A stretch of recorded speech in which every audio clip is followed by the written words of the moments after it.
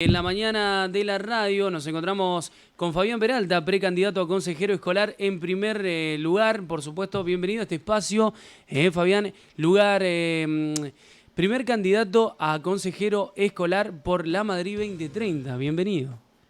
Buen día, Hugo, buen día a la productora. La verdad que es un placer, andamos a full, así que venimos de reunión en reunión hablando. Trabajando como loco. Trabajando. Me imagino. Y uno no tiene por ahí ese privilegio de venir de la actividad pública, que puede sacar licencia y hacer campaña. Claro. Lo nuestro, en caso no particular, son la mayoría de actividad privada particular, que dejamos nuestros trabajos para tratar de aportar y resolver el problema al vecino, que nos motiva a seguir. Bien, primeramente, bueno, agradecerte. Primeramente preguntarte cómo estás, cómo es tu vida cotidiana, porque viste que ahora precandidato a consejero escolar en primer lugar, pero cómo es tu vida cotidiana, digamos, para que la gente sepa. Claro, además, para que la gente del otro lado también te conozca un poco más en lo personal, más que nada también. Generalmente la jornada, la parte, lo que es a la mañana, le dedico a la profesión que he estudiado. Es decir, hoy en día me recibí de procurador legal, me quedan dos materias para terminar de ser abogado. Hoy en día tengo firma y eso me habilita a poder trabajar en las cuestiones judiciales. Entonces a la mañana le dedico a eso. De tarde ayudo a mi padre, es decir, que mi padre es constructor. Así que, y a la noche estudio. Ese generalmente es el día. Hoy con esto más de la campaña, esos horarios o esa agenda se va un poco desnaturalizando, pasa a ser mucho lo que tiene que ver con lo que el trabajo de la profesión, mucho lo que es por teléfono. Y después de trabajar a ayudar a mi padre y ayudar y las mesas de diálogo, reuniones con vecinos, y que la verdad que es muy lindo esto, es decir, una experiencia increíble. Quizás había venido en 2017, me había tocado ser candidato a consejero escolar en segundo lugar, titular, y había venido acá a la radio, a la Orion, y bueno, en ese momento estaba el otro señor, me había hecho la entrevista. Mario, sí, y también. Me acuerdo que tuvimos una buena charla, una buena práctica, así que para mí siempre me sentí cómodo las veces que he venido acá. Bien. Bueno, nos alegra mucho que te sientas cómodo. Vamos a tratar de que te sientas lo más cómodo posible. Obviamente. No somos Mario, estamos recién arrancando. Viste que Mario tiene sus años de radio. Pero bueno, contame, vamos a iniciar, vamos a seguir más o menos con lo personal. ¿Cómo manejás las críticas que hay? Porque viste que en todo tenemos críticas. Haces bien, haces mal, te van a criticar igual. En tu forma de pensar así, ¿cómo manejás así las críticas? Porque en todos lados, o sea, nosotros también tenemos críticas, pero es como un poquitito, ¿viste? Sí, no sé bien a cuál apuntás, pero en el hecho del entorno familiar, del entorno de los amigos, de lo que uno, por ahí las actividades que realiza, es muy buena. Incluso a mí, es decir, yo tengo quizás una ventaja con respecto a muchos candidatos, incluso de la lista nuestra como de otras listas, que a mí el pasado me ayuda, es decir, me acompaña. Me tocó ser 2 veces presidente del Centro Estudiante en el Nacional. Sí, veníamos charlando eso con Huguito, de que yo te conocía por el Centro de Estudiantes. Recuerdo estar en el Nacional en el nocturno y que nos hicieron parte esa vuelta de la votación. Y habías salido favorecido, electo. Sí, la primera salí con el 55 y la segunda con el 77. Eso, por ahí los números no me gusta hablarlo, pero a mí lo que me interesa es que, como te repito, el pasado me juega a favor. Es decir, que cada vez que dije que iba a hacer algo, el tema de lo que es la pintada del Nacional o trabajar por los salones o limpiarlo en ese momento, ¿no? Si estamos hablando de ahí, lo cumplí. Bien. Entonces, es decir, yo honro siempre la palabra y bueno, no sé si es la crítica, el aliento hoy en día o las críticas constructivas que recibo del entorno, es muy bueno. Es decir, si cumpliste ahí con poca experiencia o con una persona en donde uno tiene que entender que estaba atravesando la adolescencia, donde te empezás a cuestionar muchas cosas son nuevas, y aún así mantenías el compromiso de la palabra, tratabas de solucionarle en ese momento el tema a los compañeros, ¿cómo no lo voy a hacer ahora? Además, en 2014 y 2015 representé a la Madrid, llegando a la Cámara de Diputados de la provincia, en el Parlamento Juvenil del Mercosur, y no solamente llevando los reclamos del Nacional, sino de la región 23 y aún así de los chicos de tanto de los ciento y pico de municipios que son la provincia de Buenos Aires. Y entonces ahí convergemos y me di cuenta en ese momento, tanto en el 2014 como 2015, que los indicadores en el tema de la educación son los mismos. Quizás hay muchas problemáticas, sí, es verdad, pero yo creo que se puede trabajar. Si como joven anteriormente lo pude hacer, ¿cómo no lo puedo hacer hoy un poquito más maduro, por ahí con un poquito más de experiencia y conociendo un poco más las cosas, la realidad? Bien, estamos conociendo un poco digamos, de tu vida personal. ¿Por qué esta pregunta? Porque el otro día justo estábamos hablando con Pocho y yo digo, ¿por qué no conocerlos personalmente, viste? Porque políticamente sí te podemos conocer como primer candidato, pero personalmente, ¿quién es? ¿Viste? No, por ahí hay gente que no sabe. Obviamente Fabián, ¿quién no lo conoce, no? Es alguien que es de la Madrid, que es un joven que ha laburado y ha estado en el centro de estudiantes y por eso lo conoce la gran mayoría, pero bueno, hoy precandidato a consejero escolar por la Madrid 2030. Bueno, nos metemos en lo político, ¿te parece? Dale, sí. ¿Cómo fue tu inclinación por estar en un partido político ahora en la Madrid 2030 y si contaste con el apoyo de tu familia, digamos? Bien, la primera, es decir, fue algo increíble, el armado con un grupo de vecinos. Sí. No iba a ser candidato, siempre lo digo, en esta vez iba a armar, estaba como armador, como logística de la lista. Pasaron 2 eventos bochornosos, es decir, que me dolió en el alma. Y yo que hago política desde el corazón, que trato desde mi pasado y en el presente no lo he cambiado, de ayudar al vecino, digo, no, estas cosas no pueden seguir haciendo. Entonces decidí, en vez de ir a la pelea, subirme al ring y empezar a proponer, a batallar esta batalla cultural que hay que romper muchos indicadores. Bien. Cuando uno lo habla de romper, no desde el agravio, sino desde romper esos paradigmas de que por un lado roban pero hacen y del otro lado no roban pero no hacen. Es decir, los dos extremos son malos. Hace más de 20 años que venimos votando lo mismo y la Madrid cada vez está igual o peor. Y yo creo que hoy con las ideas de nuevas tecnologías, con los jóvenes, que hemos hecho una encuesta, incluso un trabajo de campo, en donde el joven que se egresa y después si bien tenés todos los ciclos de la vida, pero el joven en sí que se egresa de la secundaria no lo tenía acá en la Madrid.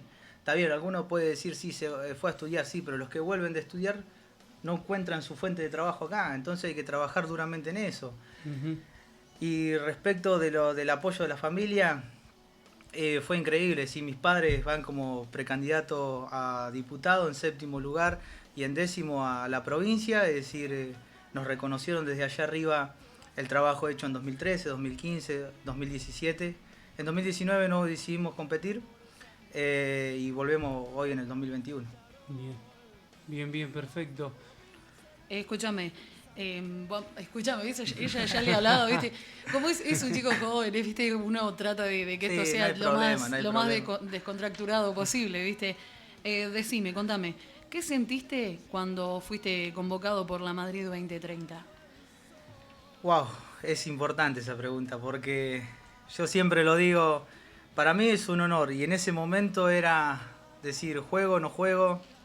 Si bien fui parte de los que armaron el equipo, en ir a convocar a los demás integrantes de la lista, yo digo, cuando nos llaman desde arriba, estaba la posibilidad con Florencio Randazzo y Carolina Castro a nivel nacional y Jorge Álvarez y Daniel Lacroix en la provincia. Yo digo, nos tienen en cuenta y quieren que armemos, quieren que demos esta batalla que es necesaria, que es del vecino, donde a lo largo, en las 3 líneas, es un vecinalismo auténtico, gente de pie.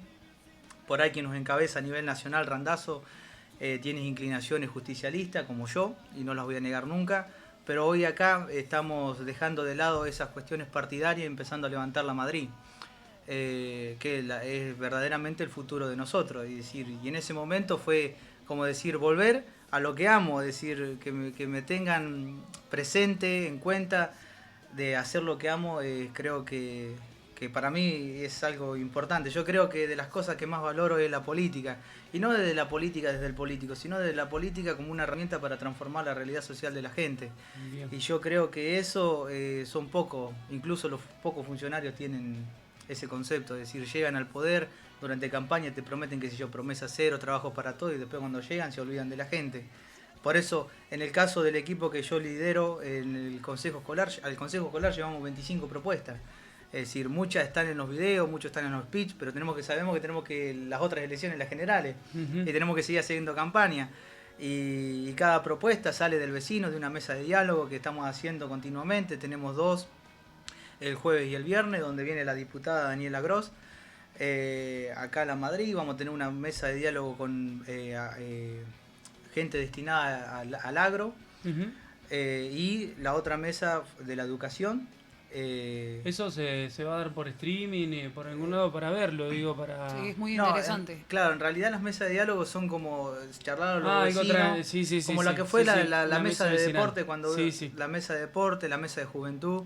Bien. Inclusive ahora tenemos el jueves en Berlín, que tenemos el compañero Tito Sor, que nos acompaña también en la cena, con jóvenes emprendedores, otra mesa de diálogo, tenemos otra en el 17 de octubre, es decir, estamos hablando con el vecino, es decir, nos estamos empapando. Ayer fue un día increíble, terminamos retarde.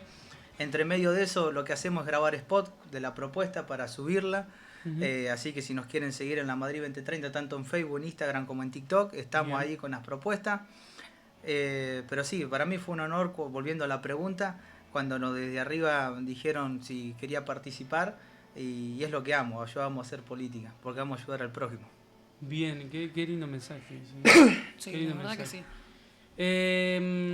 Bueno, seguimos, estamos charlando con el precandidato a primer consejero escolar del lugar de la Madrid por la Madrid 2030. Yo me los confundo, viste que me los voy confundiendo, pero bueno.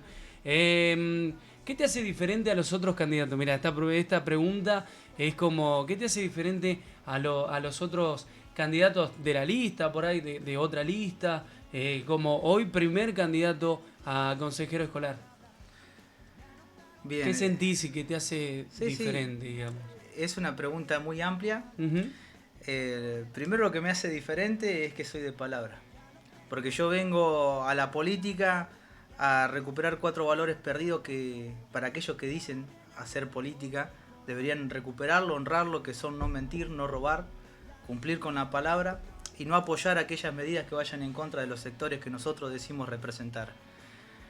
La diferencia parte de esos valores, de volver a que en la Madrid la clase media empieza a emerger, a ese principio de la movilidad social ascendente, a la justicia social, a la patria de los que menos tiene, a tener sensibilidad ante los problemas de la gente.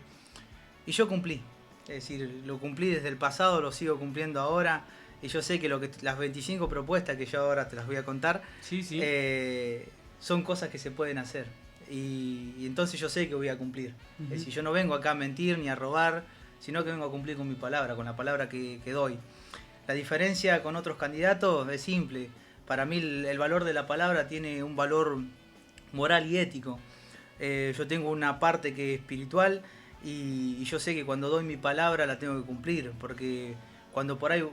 Si tengo el honor de ser electo y llegar al consejo escolar, sé que cuando lo primero que tengo que hacer para asumir es prometer que cumplo con todas mis funciones, sino que Dios y la patria me lo demanden. Entonces yo tengo muy en claro lo que tengo que hacer. Bien. Y por ahí, cuando la diferencia con otros candidatos, yo no quiero entrar en las cuestiones personales, porque yo no hablo de las personas, sino hablo de la gestión. Pero que hoy en día el oficialismo te diga que en el lanzamiento de campaña tenía muchas propuestas y no fue capaz de a lo largo de la campaña de escribirte una. Es decir, nosotros todos los días estamos subiendo una propuesta en las redes sociales y que se pueden hacer, que es lo mejor todavía. Así que me diferencian muchísimas cosas de los otros candidatos. Bien. ¿Cómo te sentís con esta lista en la cual estás convocado? Bien. Me siento cómodo. Yo siempre dije, quizás la diferencia del 2017 que me tocó ser candidato a esta, es que hoy me siento feliz.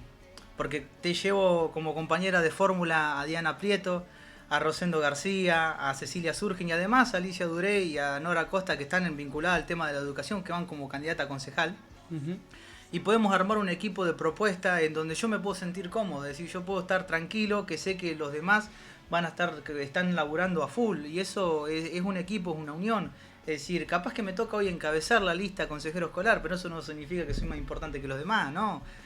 Hoy en día me siento cómodo y estoy feliz por lo que hago, porque es un grupo de vecinos de a pie, donde tenés una persona de comercio, un gastronómico, un comerciante, tenés una persona que está como auxiliar, tenés profesores, tenés jubilados, tenés personas vinculadas a la salud, gente que padece indicadores comunes de la política, del día a día, que las tenés integradas en la lista. Entonces eso me hace sentir tranquilo y me hace hacer política, además de con el corazón, me hace hacer política feliz, porque es lo que uno tiene que hacer política, con la propuesta, sin el descalificativo, sin el agravio al otro, sino proponiendo, porque uno sabe que la grieta que instauraron los otros partidos políticos, y por ahí hay algunos medios que son cómplices, porque hay que ser honesto, le hace mal a la Argentina, le hace mal a la provincia de Buenos Aires y le hace mal a nuestro municipio.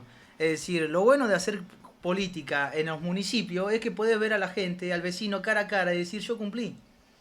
Y de acá, de juzgarme de acá cuando suma, de acá a 4 años, y te voy a poder volver a ver a la cara, a los ojos, porque te voy a decir yo cumplí.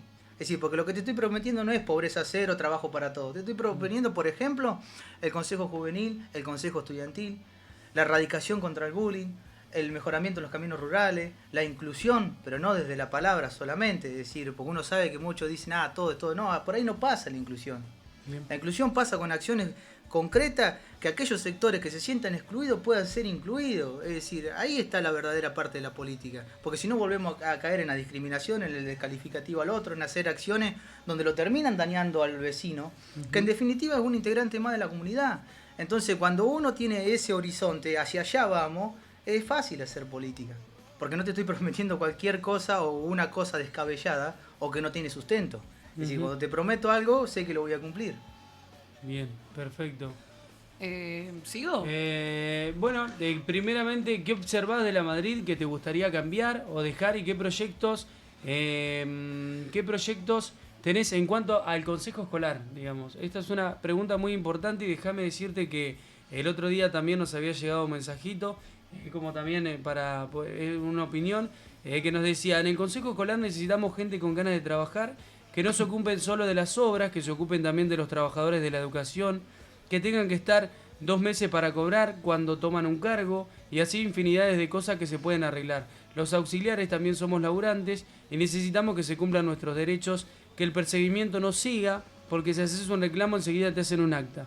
Queremos dentro del consejo gente con ganas de trabajar y que escuche nuestros reclamos. Este es un mensaje anónimo que nos llegaba el otro día y bueno, también lo charlamos obviamente con todos los candidatos.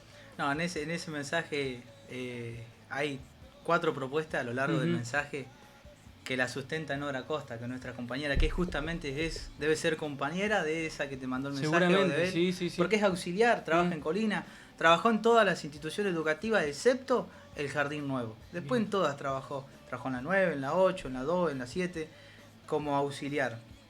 Y sabemos, y lo sé en carne propia también, lo que cuesta, porque a mí me ha tocado dar el año pasado clase en Colina, en la 2, en el Nacional, y sé que cuando asumís una hora o cuando ocupás un cargo tarda esa burocracia, que está mal. Porque yo siempre digo que los burócratas lo que vienen a hacer es a entorpecer el desarrollo del Estado, el progreso de un municipio, y es lo que estamos viviendo hoy acá en la Madrid. Es decir, y esto también tiene que ver parte de la provincia, la burocracia, el derecho administrativo, eso tenemos que cambiar, hacerlo más ágil. Bien. Porque ¿cómo puede ser que una persona que necesita trabajar, ocupe un cargo, destine tiempo de su vida y recién cobra los 2 meses, como dice ese mensaje? Entonces todas esas cosas, esas son políticas públicas. Pero está bien que hayan esos reclamos. Pero a ver, no sirve de nada un solo reclamo, un solo mensaje, sino nos tenemos que meter en la pelea para cambiar eso. Por eso volvemos a lo que te dije hoy en día. Hay que romper esos paradigmas, porque está bien, sí, la gente sufre, la gente tiene miedo, porque tiene miedo, ¿verdad? Tiene miedo no desde la inseguridad. Tiene miedo porque no sabe, primero que no quiere que llegue fin de mes. ¿Por qué? Porque no sabe cómo pagar la luz, el alquiler, no sabe cómo comer, alimentar a su familia, no tiene un techo digno. Es decir, durante 6 años de gobierno no fueron capaces de gestionar un solo barrio de vivienda. Lo que están haciendo ahora es con la caja de la policía. Lo que hicieron antes, allá en la entrada, la gente tuvo que pagar 200.000 pesos. No nos olvidemos de eso. Y vino desde el lado del Ministerio de la Vivienda, no desde el lado de la gestión del municipio. Entonces, yo hice un relevamiento de personas que estaban en situación de alquiler y no la totalidad. Pero en ese momento llegamos, antes que la pandemia, porque después nos estuvimos encerrados por la cuarentena, había 423 familias en situación de alquiler. A ver, entonces, con esa emergencia habitacional no fuimos capaces de gestionar vivienda. Le hablo al Ejecutivo, porque esto es obligación del Ejecutivo. Pero tiene complicidad el Legislativo. ¿Por qué? Porque no hace observación a esas políticas públicas. Porque claro, hoy en día el oficialismo tiene quórum y mayoría propia. Es decir, tiene las 2/3 partes del Consejo. Es decir, de 12 tiene 8. Es decir, puede sesionar solo sin la oposición. Pero tampoco la oposición, por más que sea 1/3, tiene derecho a objetar, a hacer observación y no lo hacen. Entonces nosotros seguimos igual y peor. Bien, perfecto. Entonces por eso la gente cuando nosotros vamos a hablar, o se larga a llorar, tiene miedo, es decir, ya no sabe qué hacer. Es decir, y tras de eso, lo peor es que un gobierno que te representa en ese mandato constitucional, en el artículo 22 de la Constitución Nacional, que dice el pueblo no gobierna ni delibera, sino que lo hace a través de su representante, los representantes no te brindan esperanza. Te hago una pregunta, te devuelvo la pregunta, ¿vos cómo te ves de acá 5 o 10 años? Y no sé. Ese es un grave problema, y sos joven. Lo mismo se la dirijo allá a la productora, y son jóvenes. Sí, no, la verdad que sí. ¿Me entendés? Sí. No tenés trabajo, porque el parque industrial, ¿sabés por qué no baja la fábrica al parque industrial? Porque no tiene energía eléctrica, no tiene gas, teniendo la planta de gas 20 metros. Bien. Y nos pasa con el tema de productores, que sabemos que tenemos que, a través de una política de urbanismo, sacarlo y llevarlo al parque industrial. ¿Por qué? Porque mucha contaminación. Claro, eso. Y te hace mal el sistema respiratorio. Sí. Después terminamos con cáncer en los pulmones, especialmente en los alvéolos. Entonces, empecemos a ver a largo plazo. Pero ellos tienen la fábrica allá en el parque industrial. Y estuvimos hablando con el director de productores más de 1 hora. Y nos decía, ¿sabes por qué? Si es por nosotros ya nos vamos, porque ya tienen la fábrica hecha, instalada, todo en el parque. Pero no tenemos energía eléctrica, no tenemos gas y no tenemos agua potable. Nosotros grabamos un spot que lo lleva adelante Hugo Arbeo, nuestro compañero en tercer lugar, y lo grabamos con espalda a productores. Y es verdad, y vos mirás hacia arriba y los palos tienen la luz colgada, los cables colgados, es decir, es lógico. Así, ¿qué empresa, con qué oferta vos atrapás a una empresa de afuera para que venga a invertir acá? Si esa es tu carta de oferta, es decir, lógico, cualquiera, nadie va a venir. ¿Me entendés? Entonces empecemos ahí, y bajando empresa, fábrica, de una forma u otra empezá a generar mano de obra, empezá a generar trabajo, sueldo de calidad. Entonces, pero ¿a ello qué les sirve? Les sirve mantenerlos chatos nosotros. No perfecto. Progresar, depender del Estado. Por eso tenemos hoy 1.600 y pico de empleados municipales, sin discriminar ni hacer una observación a ellos. Pero es decir, yo creo que ellos se merecen una mejor calidad de vida. Porque en definitiva el trabajo dignifica. Y si el trabajo dignifica, como dice el artículo 14 de la CN, de la Constitución Nacional, derecho al trabajo, sí, pero en condiciones buenas. Es decir, con salario mínimo vital y móvil. Es decir, hoy los salarios, producto de la inflación, que fue lo único que aumentó la inflación, terminaron siendo salarios miserables. Que el sueldo, y da gracia, porque ellos tienen, capaz que, como nos manifestaba un vecino, por ahí las personas que están en blanco tienen una ventaja a nosotros que vivimos en changa, que quizás ellos pueden cobrar menos, pero al fin de mes cobran. Y nosotros, si no hay movimiento económico, no cobramos. Es decir, ¿y cómo pagamos los servicios? Entonces son indicadores comunes, vivienda y trabajo. Yo creo que el municipio, el Poder Ejecutivo tendría que empezarle a prestar más atención y empezar a escuchar al vecino. Porque yo siempre digo, la política no se da en las 4 paredes del despacho, sino se da poniéndonos en los pies del vecino. Bien, nos contabas de distintos proyectos que se vienen armando. Contanos un poquito de eso. Yo me quedé con esa de la cantidad de proyectos que se vienen armando y bueno, y quisiera escuchar un poco para nosotros, para la gente. Contanos un poquito de todos esos proyectos que se vienen armando dentro de lo que es la parte del Consejo Escolar y dentro de lo que es la Madrid 2030, obviamente, lógico. Sí, obvio. Es decir, nosotros a Consejo Escolar, propuesta número 1, Consejo Estudiantil. Bien. ¿Qué quiere decir eso? Y yo lo viví en carne propia, que los jóvenes pueden pensar y pueden solucionarle gran parte al político de turno de las carencias que tienen ellos a la hora de estudiar. ¿Qué consta este consejo estudiantil? Que cada establecimiento educativo secundario elija 2 representantes, todos, incluso los rurales, la de las localidades, todos, y que vayan y sesionen como si fueran concejales al consejo deliberante. Y lo que se apruebe por dictamen de ellos, del consejo estudiantil, se tratará en el orden del día de los concejales a la sesión siguiente.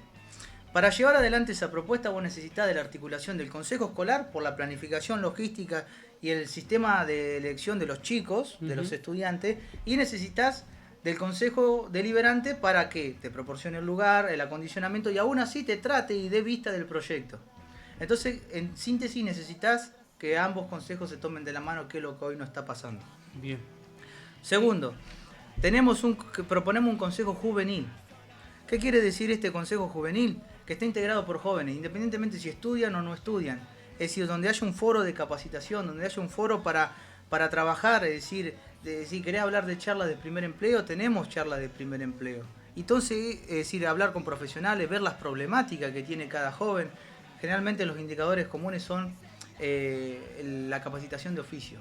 Y uno dice, sí, hoy en día tenemos la escuela de oficio, pero esa escuela de oficio hoy en día no está a la altura.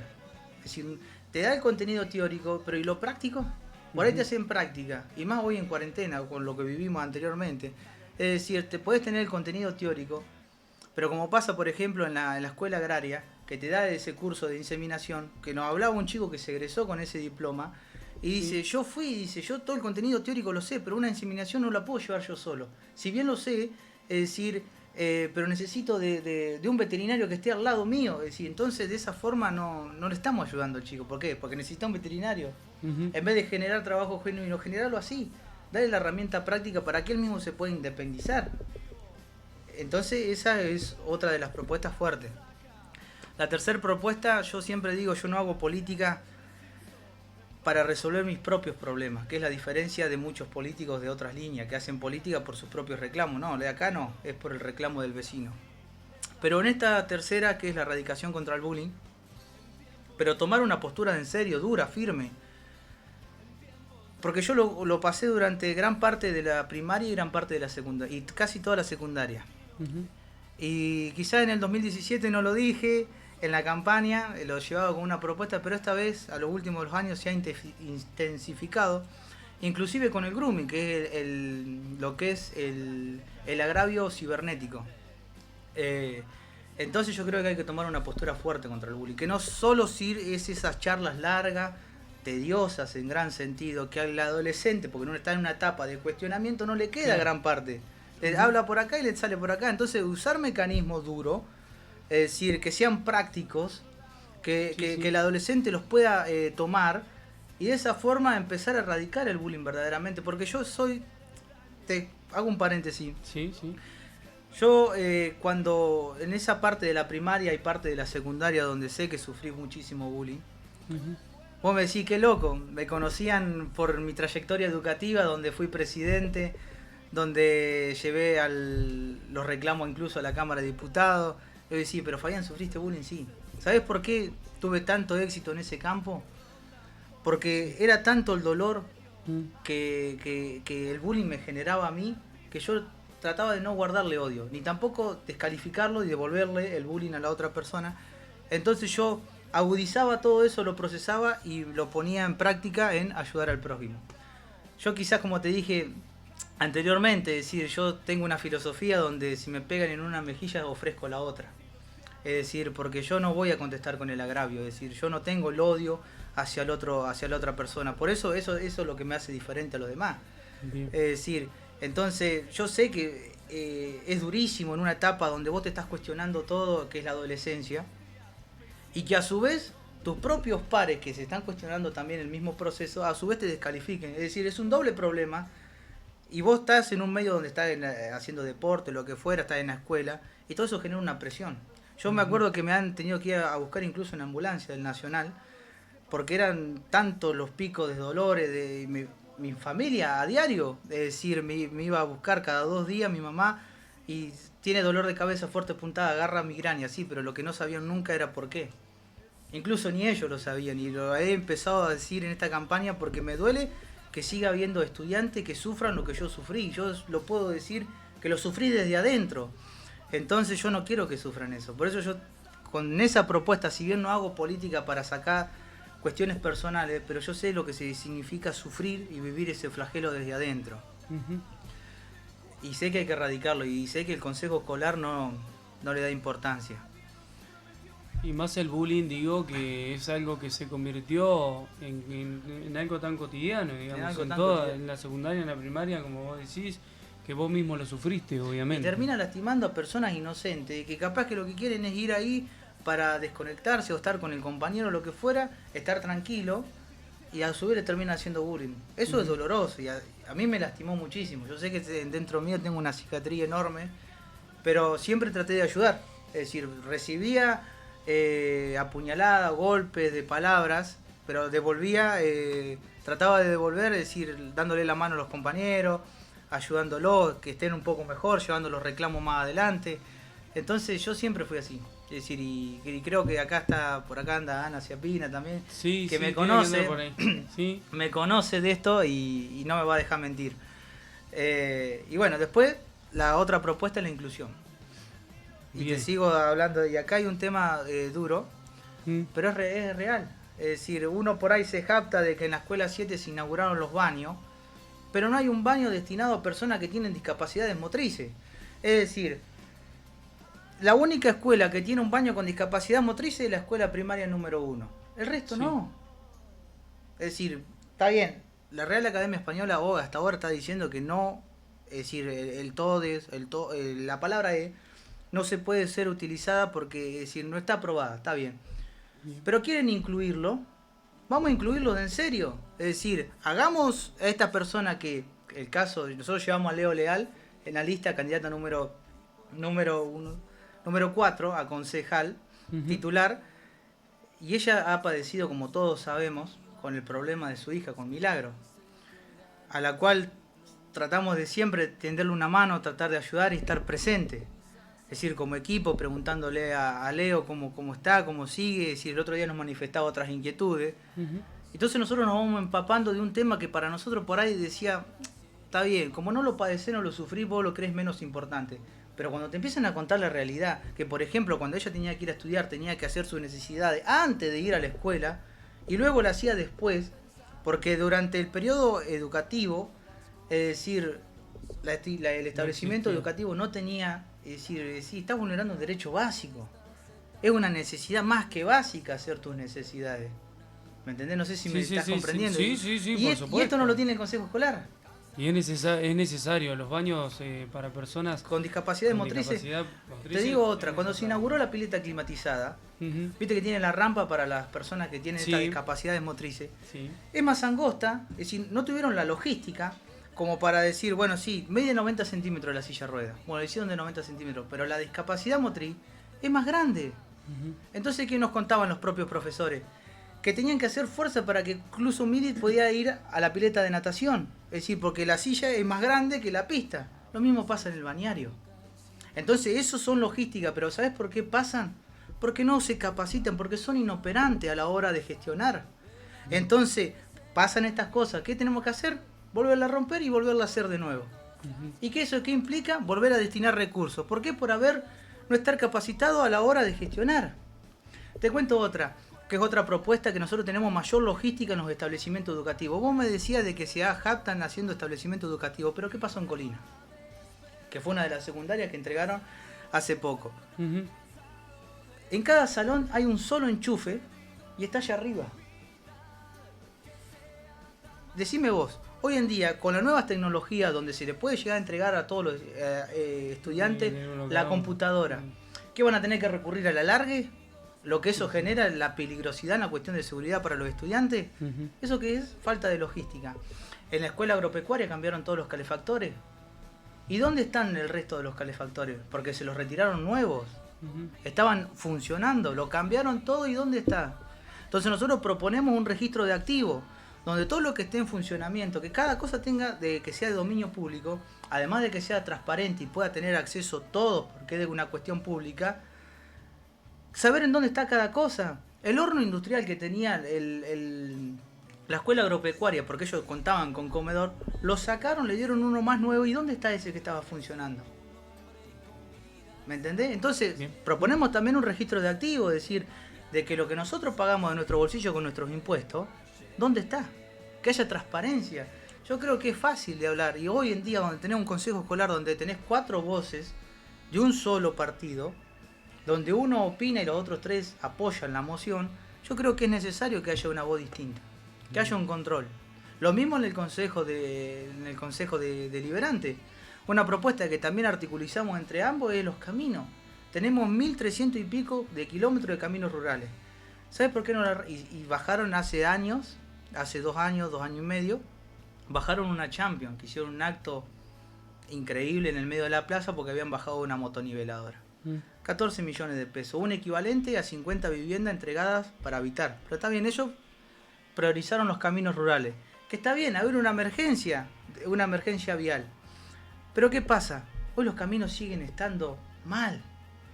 Sigue habiendo pozos. ¿Me entendés? Y no solamente lo transita el dueño del campo. El dueño del campo quizás tiene la oportunidad o el privilegio de andar una camioneta última generación, donde los pozos de última no le generan tanto daño a su vehículo. Pero ¿sabés quién lo transita? El peón rural, que va a trabajar, el puestero. Lo transitan los profesores, y allá el compañero Bruno no me va a dejar mentir. Sí. Que van a la localidad a dar clase. Van en cuestiones precarias y estos pozos, esta falta de mantenimiento vial genera que se rompa tu propio vehículo. Lo transitan los chicos de las localidades cuando viene, qué sé yo, al banco a hacer un trámite o al médico a hacer un estudio. Entonces, ya que tenemos tantas motoniveladoras, empecemos a destinarlas bien. Que no sea solamente un cementerio en el plan vial, es decir, que la mayoría están rotas. ¿Me entendés? Todo eso sale de nosotros, de lo que nosotros pagamos las tasas, las contribuciones, los impuestos. Entonces nosotros lo que proponemos es un registro público donde haya transparencia. Es decir, son cuestiones de dominio público. ¿Me entendés? Ellos priorizan hacer una cuestión de... ¿Cómo es el deporte este de las bici? Running. En el balneario municipal, teniendo un polideportivo hermoso. Decime la cuestión de seguridad que va a ir de estos chicos que van en bici hasta allá a hacer deporte teniéndolo dentro de la planta urbana. Eso se sabe cómo se llama logística. Y se llama escuchar al vecino. Los propios profesores que dan esa actividad le están diciendo que no es tan seguro hacerlo en el balneario municipal, sino hay que hacerlo en el polideportivo. Pero siguen adelante porque están encaprichados, porque es un deseo que tienen ellos, como lo del cannabis, y las demás cosas no importa. Justo tocamos un tema del cannabis. Para él la campaña es el cannabis. Es decir, estas obras, a ver, durante 1 año y medio de cuarentena cavernícola, donde muchos negocios cerraron, donde la clase media se terminó, gran parte, es decir, hoy tenemos gente bien o gente pobre, lamentablemente, es así. Sí, yo no me hago ciego a eso porque creo que todos los que están del otro lado, y creo que todos lo vivimos, todos los que estamos acá lo vivimos en época de cuarentena y más acá en el pueblo. En este vecinalismo auténtico, que es un vecinalismo de a pie, donde los reclamos tuyos vienen acá, los míos, son indicadores comunes. Es decir, aumentó la inflación, aumentó la devaluación, el peso cada vez vale menos, los precios aumentan, hay falta de trabajo, falta de vivienda. Los jóvenes se van a estudiar, se capacitan, vuelven y no saben qué hacer, se tienen que volver a ir. ¿Me entendés? Es algo amplio decir que eso se llama gestión. Está bien, nosotros vamos por una elección de medio término, nosotros lo que queremos en estas elecciones es decirle a la gente que nos acompañe, nosotros vamos a controlar eso. Y vamos a proponer, si tenemos el lugar en el Consejo Escolar y en el Consejo Deliberante, lo que te estamos diciendo. Para nosotros, quizás nosotros tenemos el honor de llevar 2 precandidatos diputados de la Madrid que tienen un proyecto increíble, que es poner en marcha otra vez los 3 anillos de producción, es decir, municipio, provincia y nación. Es decir, poner en marcha el puerto de Bahía Blanca, que aquel que tiene un criadero de pollo, criadero de cerdo, que es lo que más abunda, pueda exportar sus productos, es decir, que no solamente los venda acá, sino que pueda exportar. Entonces, ¿qué genera? Que aquel productor incremente su activo, ¿para qué? Para producir más y generar ventas. ¿Me entendés? Pero ¿qué pasa? Hoy el puerto Bahía Blanca lo tenemos nada más para cereales o para recibir yacimientos que van destinados a vaca muerta. Entonces este es un proyecto que llevamos con Florencio Randazzo, con Jorge Álvarez en la provincia, con Esteban, que es mi padre, que van como candidato a diputado, y que nosotros acá con Antonio lo convalidamos y vamos a trabajar juntos. Entonces de esta forma pones en marcha, pones en crecimiento a las pymes, que fueron las gran golpeadas por las medidas de cuarentena sobre todo, porque la pandemia sufrió todo el mundo. Y nosotros caímos, fuimos el último vagón del tren, caímos más que todos los países. Entonces yo creo que hoy en día es momento de empezar a sincerarnos, de decir que la campaña es una cosa y la gestión es otra, y que el vecino no necesita más de promesas vanas, promesas al aire, sino necesita que le resolvamos esos problemas que son necesidades básicas. Es decir, gente que tuvo que desalojar en esta semana de casas porque es decir, no hay emergencia, hay una emergencia habitacional enorme y hay gente que se tuvo que ir, aún así. ¿Me entendés? ¿Y cómo no te va a doler eso? Va a hablar con el vecino y te dice, sí, los jubilados. Pues llevamos a unas personas de los jubilados que vamos a defender a los jubilados, pero defenderlos en serio. Es mentira que el medicamento para los jubilados es gratis. Porque hay gran parte de los jubilados que, por ejemplo, cobran 2 pensiones, sí, 2 pensiones mínimas, y tienen que a su vez pagar esos medicamentos. ¿Y sabe lo que le genera gran parte de la jubilación, de la pensión que cobran? Se le van destinados a medicamentos. Entonces, si son gratis los medicamentos, como dijo en su momento Alberto, vamos a hacerlo en la práctica, que sean gratis, hacer un esfuerzo del municipio, llevar un control más estricto. Es todo control, hoy en día es todo control, porque como tienen mayoría en el consejo, y quórum propio en el consejo deliberante y mayoría absoluta en el consejo escolar, hacen lo que quieren. Y en el medio, detrás de cada decisión, hay gente y familias que sufren. Gente que pierden el trabajo, chicos que no se pueden ir a estudiar. ¿Por qué tenemos otra propuesta? La beca que le dan, no sé cómo voy de hora, cualquier cosa. No, está bien, estamos bien. No hay problema. Vamos muy bien, así que tenemos lo que tiene que ver con las becas municipales. Un mayor control, sí, obviamente. Pero a mí me gustaría que estos chicos que entregan la beca, que hoy en día ahora está en cargo de, creo que de Juventud. Sí, de la Secretaría de Juventud. De Secretaría, se impermealicen un poco más que lo que pasa con las universidades. ¿Por qué?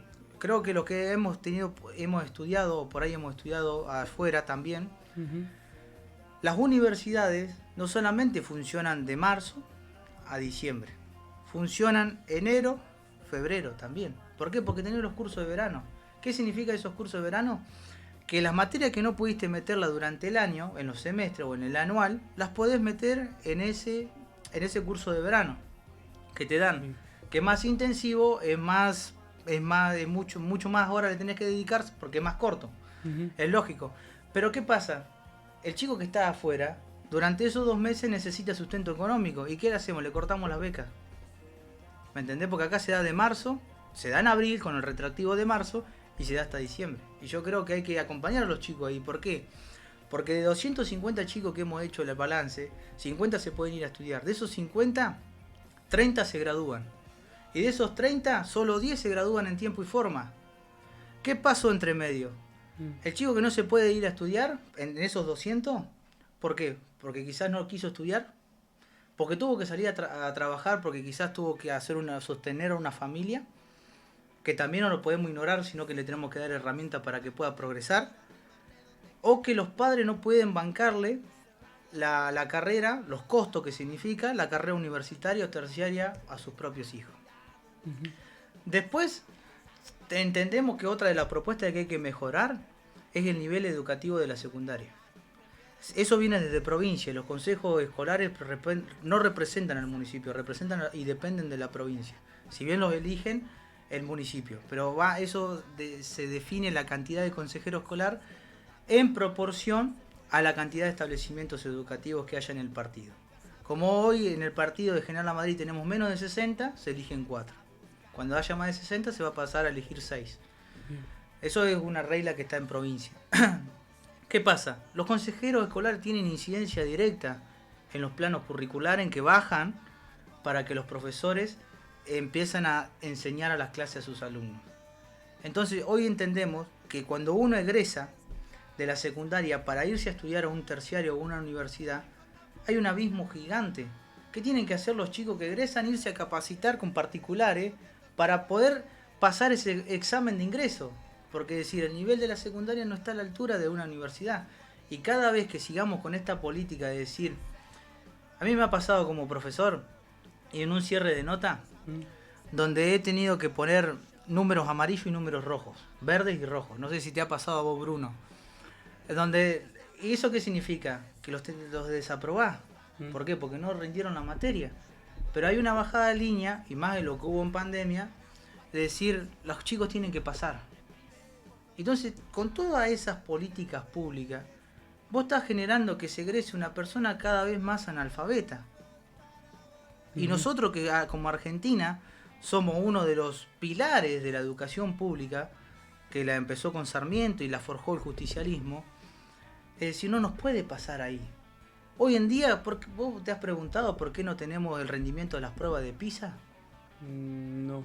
Porque los últimos años fueron calamistrosos, es decir, fueron desastrosos, que daba vergüenza hacer las pruebas PISA, en el nivel comparativo con otros países. Por eso Argentina no hace las pruebas PISA. ¿Entendés? Eso pasa y eso viene desde arriba. Pero si nosotros no tenemos esa aptitud, como te repito, de romper esos paradigmas, de empezar a progresar y querer ser mejores, ¿qué futuro esperamos? Te los vuelvo a decir, ¿cómo te ves de acá 5 o 10 años? Es decir, ¿me veo igual o peor? Y yo te lo digo, que quizás, si Dios me acompaña, rindo estas 2 materias y tengo un título en la mano, además del de procurador legal, y yo me veo igual o peor. ¿Por qué? Otra de las propuestas que tenemos, el avance tecnológico que ha tenido en estos últimos años. Nosotros entendemos la necesidad, que va acompañada de esta cuestión educativa, de reformar el sistema curricular, donde empezar a dar materias que sirvan verdaderamente al contexto de la globalización y el contexto del avance de la tecnología. Hoy, salvo NIC, que es la materia que se refiere a la que tiene que ver con la computación, después no tenés otra materia que te enseña a hacer Excel, o te enseña a trabajar con estas tecnologías que vos hoy en día, y si mirás a futuro, solo es lo que va a dominar. Es decir, muchos trabajos que antes era, no sé si te acordás o tenés la imagen, cuando en esos grandes galpones de bolsas, con donde estaba la mano de obra que la cargaba el trabajador, hoy en día tenés máquinas tecnológicas que la hacen por vos. Entonces, si nosotros no empezamos a capacitar a eso, para estos avances tecnologías nos vamos a quedar en el pasado. Y ahí volvemos, ¿estamos igual o vamos peor? ¿Por qué? Porque al no capacitarlo, indirectamente se quedan fuera del sistema de trabajo. Entonces, ¿cuál es la obligación del Estado? Capacitarlo para que puedan volver a estar adentro. Y no depender que la fuente principal de trabajo sea el empleo público, policía, profesores, y hasta ahí quedamos. Bien, perfecto. Primeramente agradecerte por haberte acercado a la radio. Por ahí si tenías otra pregunta, Pochi. Pero estamos charlando con el primer precandidato a consejero escolar, Fabián Peralta, por la Madrid 2030. Y como para ir cerrando esta buenísima entrevista, le voy a preguntar a Fabián, ¿cuál es tu mensaje para que la gente los acompañe con su voto? Bien, pedirle a la gente, ¿allá está la cámara? Sí. Acá tenés una, acá tenés otra, pero esta es la que te enfoca. A la que me enfoca. Qué grande. No, pedirle al vecino, desde el corazón, que en este 12 de septiembre nos acompañe, nos dé la oportunidad a uno de sus pares, a un vecino como vos, que viene a la política no como un oportunismo, sino que lo moviliza las ideas, los proyectos, las necesidades que padecés vos y que padezco yo como vecino. Que queremos construir en este 12 de septiembre una oposición seria, una oposición en serio. Que no basta solamente con ser una oposición, sino que en el 2023 quiere ser una alternativa de gobierno, donde defendamos a lo largo de esta campaña y en la que viene, y si nos dan la oportunidad y podemos asumir, defender los derechos que han sido vulnerados específicamente hoy de manera profunda en esta pandemia de miles y miles de la madritense. Con el corazón te digo que este 12 de septiembre vaya a votar, porque vamos con vos. Muy bien, muchas gracias, Fabián.